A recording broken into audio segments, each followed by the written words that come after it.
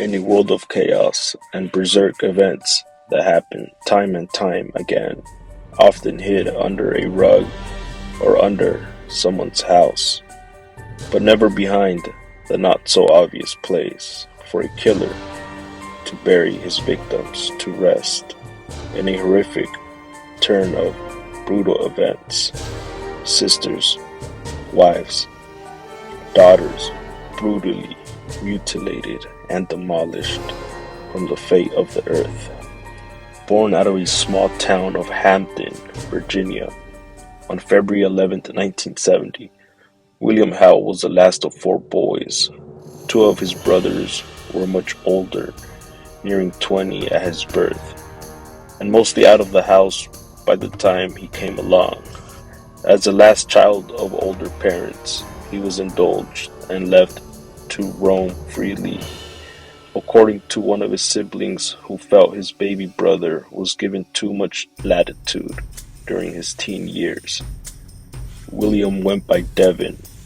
He was known as outgoing and funny and made his way through high school to graduate in 1988. He talked about his childhood as comfortable and supportive. His mother died by the time he was 15 years old, and by that time, William dropped out of high school.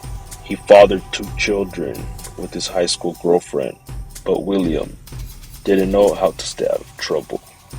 Perhaps the lack of consequences from a permissive upbringing led him to push the envelope as he grew. He was later incarcerated in Georgia and New Jersey as well for robbery, larceny, and drugs. Most of the charges surrounded his drinking and pot smoking habits, along with driving on a suspended license. By the time he was 30, he was living in Connecticut and had two children to help support from his days back in Virginia.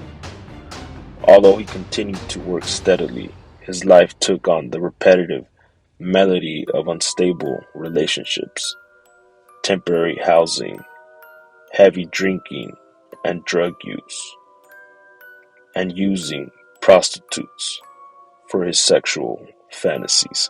In early 2002, at the age of 31, William takes a job with Banco Roofing in Torrington, Connecticut.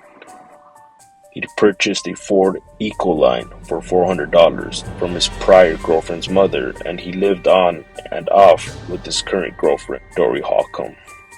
The Ford was in poor shape but mechanically sound, with enough room in the back to store his belongings, his landscaping equipment and construction equipment. He kept his tools above board trade.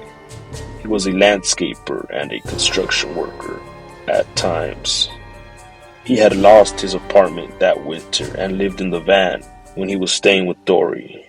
One day, William Howell asked his boss and Banco owner, Eric Benson, if it would be okay to use the company parking lot as a place to park and sleep in his van, just for a few weeks. He ends up working at Banco for the next 8 months, during which time his fantasies of raping women and his sexual pervness takes control of his mind and his body.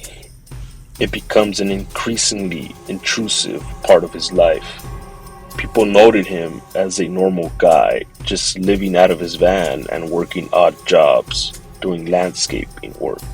He was noted by the community as a local drifter. A year later, Howell starts to consume drugs.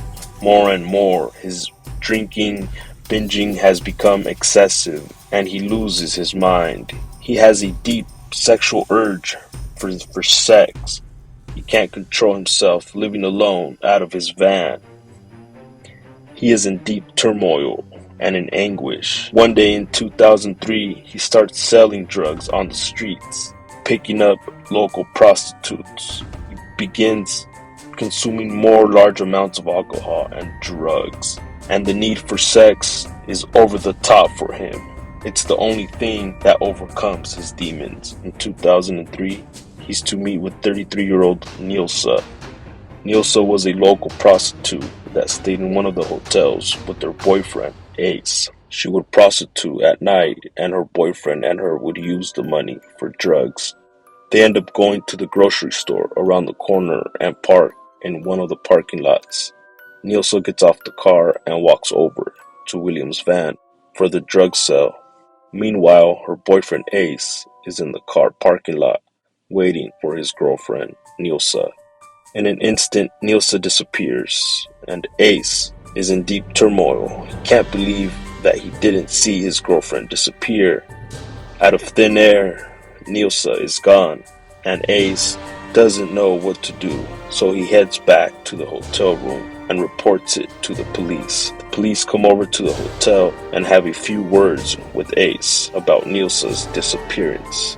Police authorities start to question Ace on his girlfriend's disappearance, especially as he was known to use heavy drugs and had a bad police rep himself.